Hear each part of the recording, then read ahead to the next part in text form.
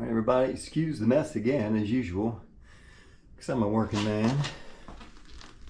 I'm not even sure if I'm going to show this video or not, but I'm trying to prepare for changing some tires. You see, I got some stuff here from armor-dilloz. Some bead butter to help get the tire on and off, and obviously some sealant. They're blue military grade tire sealant for fast scooters. Also, I got some tires from Ginger. And some of these didn't come from Ginger, but Ginger got them to me real quick, where the others took months and months to get here. And also got some brake pads from Ginger, a little sticker, some candy right there. You can tell that's from Ginger. And a nice little note, the guarantee from PEV Outlet. So you need to check them out. And I got some tools I think I might need today. Some tire spoons, some zip ties. Obviously some sockets for taking off the back tire, some clamps. So we're gonna see how this goes. Now I also have a box here with a hole that I could put the actual rest of the tire on, because I'm not planning on removing the motor cable wires if I can help it. So we shall see. And I am taking the off-road tires off and putting on street tires. And this is on a Yumi Raptor. Now I've got a stand, my scooter, so I can get it up off the ground. I really should invest in one of those ones that lift it up a lot higher, so I don't have to get down at the floor level. It'd make it a lot easier on me.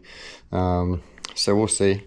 But I think the first thing that I'm going to do today, since I don't have that higher stand, as you can see, I have that stand, but I am going to let the air out of the tires. Now, I've actually never changed a tire before.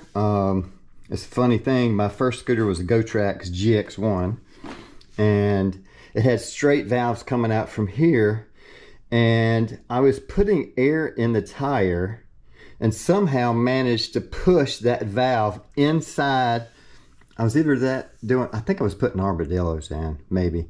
Regardless, I pushed that valve inside the tire, so I ended up having to take the tire off just to get the valve back out so I could get it on. So I kind of changed the tire but didn't need to. But this is my first actual tire change. I'm gonna get ready to let the air out of the tires. Let's see what I was doing. I've got like a little headlamp that I've got a cataract in my left eye. But I need to get a little headlamp so I can see better what I'm doing here.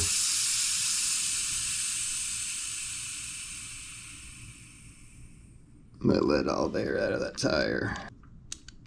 And yeah, like I said, I hadn't done this before. I might be doing this out of order. I ought to watch somebody else's video first before I get ahead of myself. That would be probably smart, but in addition to the other tools I had mentioned, you're also going to need some metric Allen wrenches to be able to take off your brake rotors and your brake calipers. And I'll also be changing my brakes out today because they need it. They've been squeaking. So next thing I'm going to do is to take off the brake caliper. What I've got here is a T-handled Allen wrench. It's got it on both ends. I don't remember where I picked these up yet. This says 96T. I know Ginger on Wheels has a set of Allen wrenches pretty nice on his site. Very reasonable, so I'm going to check that out too. I'm just going to take the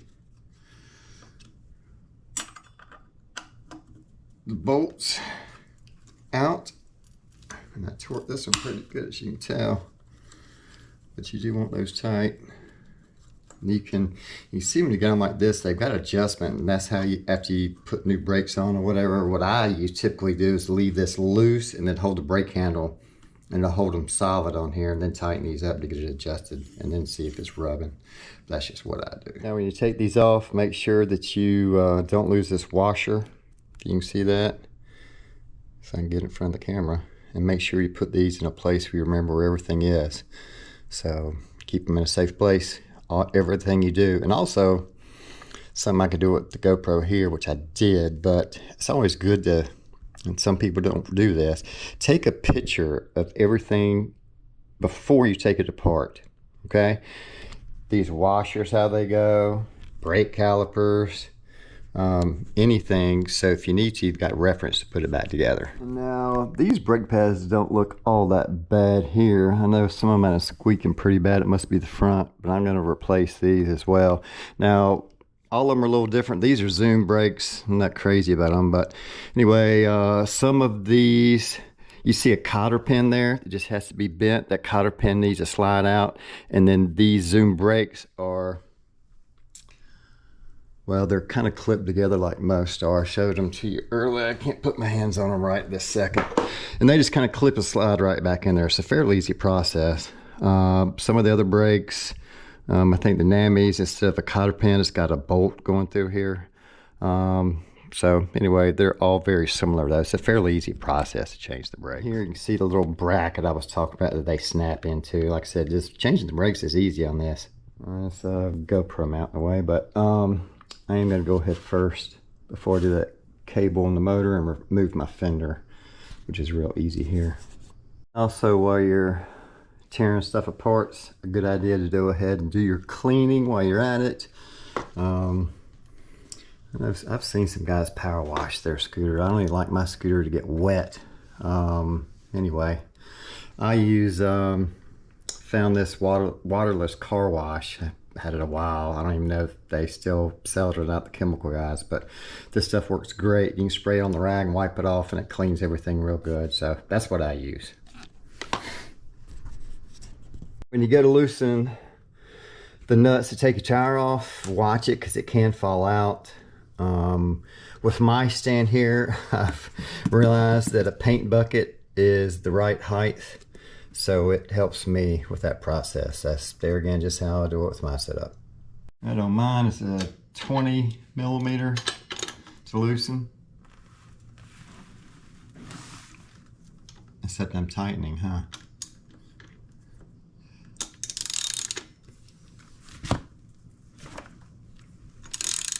I don't mind. It's a 20 millimeter to loosen. Remember to watch these nuts. You have a locking washer right there on the outside. This one has two washers right here. And that's important to space because of your rotor. Over here it's the same thing. It's got two washers and a locking washer. So you need to remember that. All right, now I'm going to try to get this off. See, make sure we're trying not to drop it.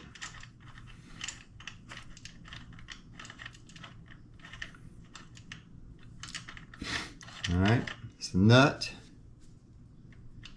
There's that locking washer I'm talking about. You've got one on both sides, okay?